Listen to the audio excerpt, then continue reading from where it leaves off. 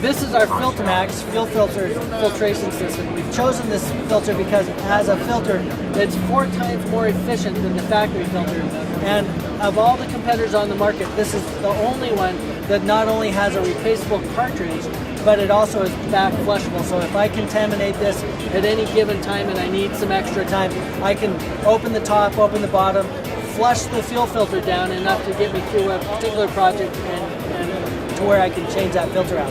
So the design on this is the fuel will come in through the filter, come down through the centrifugal spinner, and empty our water and our large fuel particulates that are contamination into the bottom of the bowl.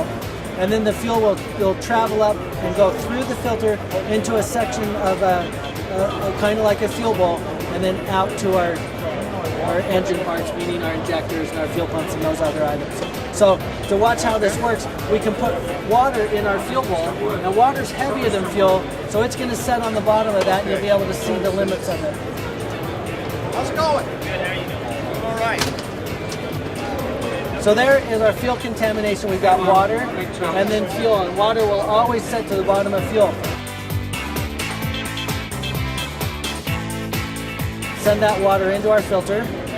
It's coming through the filter and centrifugally blowing it to the bottom. And it will remain on the bottom because of the weight of the water over the fuel.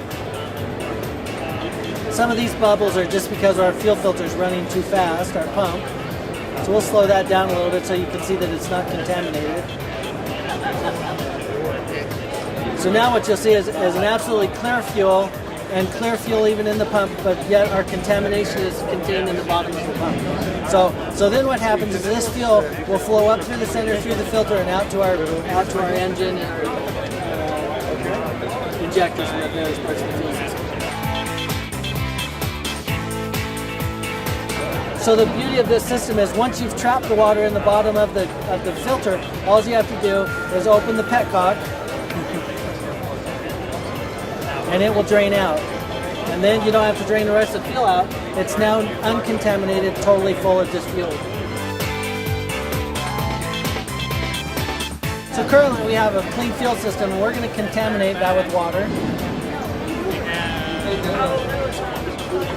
So now our fuel system is totally contaminated. We'll have our fuel and our water on the bottom because it's heavier. And then we're going to turn the system on and pump it through that. Oh, there's Chris Jones. Hey, Chris. How's it going?